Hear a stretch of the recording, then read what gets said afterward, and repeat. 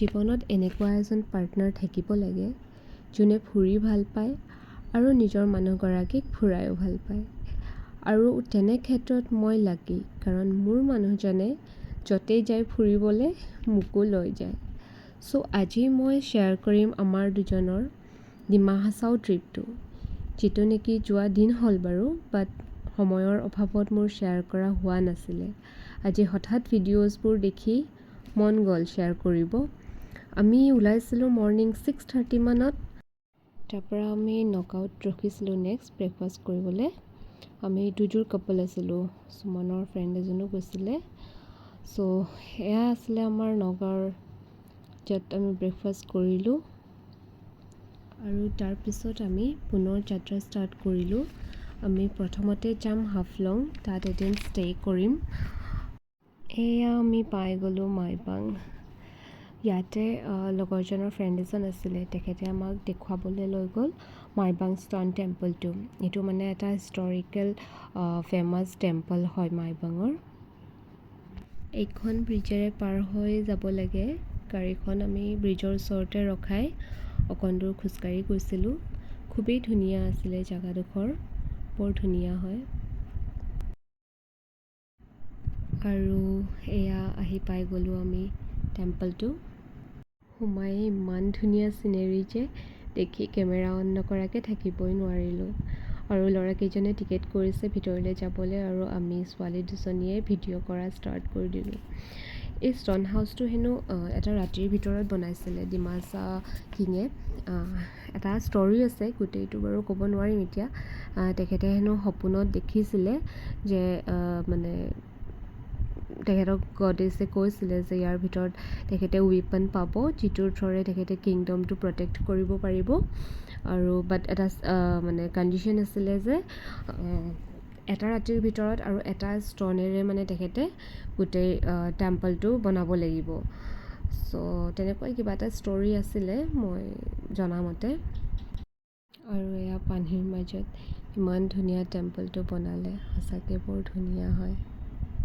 ইয়াতে দেখিছেনে বহুত ধুনীয়া ধুনীয়া মাছ আছিলে। তাতে মানে মাছবোৰক দিবলৈ মুড়িও পায় কিনিবলৈ। চ' আমি গেটতে মুড়ি পেকেট কিনি লৈছিলোঁ। আৰু সিহঁতি মানে এনেকৈ মুড়িবোৰ ছটিয়াই দিলে একদম ওচৰলৈকে গোটেই মাছবোৰ একেলগে আহি যায়। চ' দেখিবলৈ বৰ ভাল লাগিছিলে আৰু সঁচাকৈ এটা খুব সুন্দৰ অনুভূতি আছিলে। মানে একদম পিচফুল জেগা, বৰ শান্তিৰ অকণ সময় আছিলে। ধুনীয়া হয় জেগাডোখৰ। আপোনালোকেও কেতিয়াবা যদি হাফলং যায় সোমাই চাই যাব পাৰে। চ' আমি গোটেইখন চাই মেলি আকৌ পুনৰ আমাৰ গাড়ীলৈকে যাবলৈ ওলালোঁ। আমি এতিয়া হাফলঙলৈকে যাম। তেনেকৈ টাইম অকণ তাত স্পেণ্ড কৰি পুনৰ যাত্ৰা ষ্টাৰ্ট কৰিলোঁ। ধুনীয়া আছিলে ৰাস্তাটো, দুপিনে পাহাৰ আছিলে। এইখন আছিলে আমি থকা হোটেল নথাও লজ।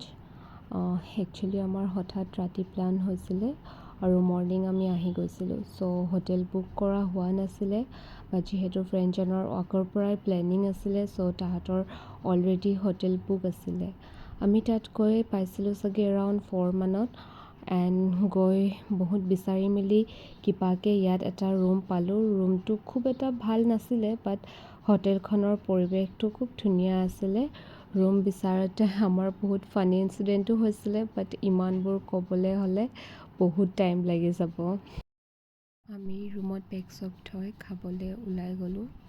অলৰেডি ইভিনিঙে হৈ গৈছিলে। এয়া আছিলে নেক্সট ডে মৰ্ণিং। আমি উঠি ব্ৰেকফাষ্ট কৰিব আহিলোঁ তাৰে ৰেষ্টুৰেণ্টখনত। ধুনীয়া আছিলে পৰিৱেশ, অকণ অকণ বৰষুণো দি আছিলে। চ' ভাল লাগিলে তাত অকণ টাইম বহি।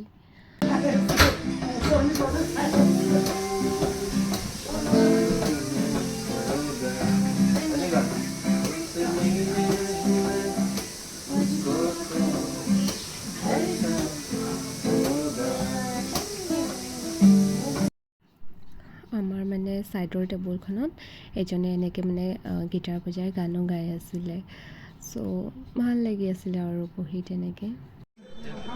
আৰু এয়া মোৰ ব্লেক কফি আহি গ'ল।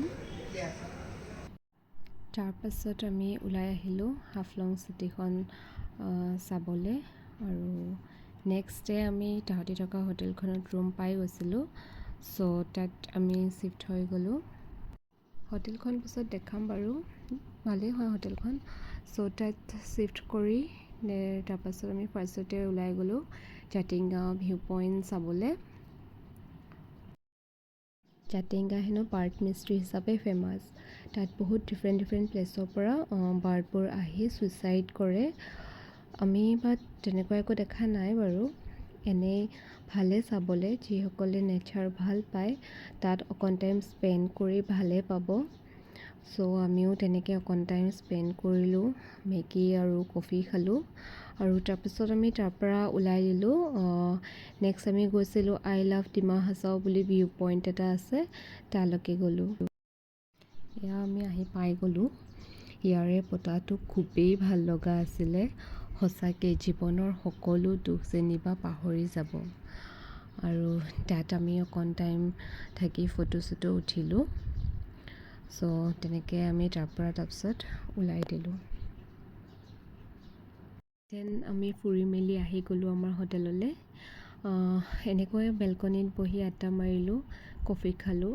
আৰু এটা কথা, জাৰ্ণি এটা তেতিয়া ভাল লাগে যেতিয়া জাৰ্ণিটোত থকা মানুহকেইজনৰ লগত কমফৰ্টেবল ফিল কৰা যায়, যেতিয়া তেখেতসকল আমাৰ লগত মিলি যায়। আৰু এই জাৰ্ণিটোত থকা আমাৰ লগৰকেইটাও বৰ ফূৰ্তিত থকা, হাঁহি থকা আৰু জচিলা আছিলে। ছ' এইটো এটা মেমৰেবল জাৰ্ণি হৈ গৈছে আমাৰ কাৰণে। আমি খুব এনজয় কৰিলোঁ। এয়া আমাৰ আছিলে ৰাতিৰ ডিনাৰ, ডিমাচা থালি। টেষ্টি আছিলে খানাবোৰ, বাট অকণ এক্সপেঞ্চিভ আছিলে। আৰু হোটেলখনো ভাল আছিলে, ৰুমবোৰ ভাল। নাওৰাই খ' হোটেলখনৰ নাম আছিলে। আপোনালোকে কেতিয়াবা হাফলং গ'লে তাত থাকিব পাৰে। তাৰ ভিউ খুব ধুনীয়া। আৰু এনেকুৱাই আছিলে আমাৰ হাফলঙৰ জাৰ্ণিটো। আৰু নেক্সট ডে আমি গৈছিলোঁ উমৰাংছু। সেইটো জাৰ্ণি মোৰ নেক্সট ভিডিঅ'ত পাব। ছ' এতিয়াৰ কাৰণে বাই।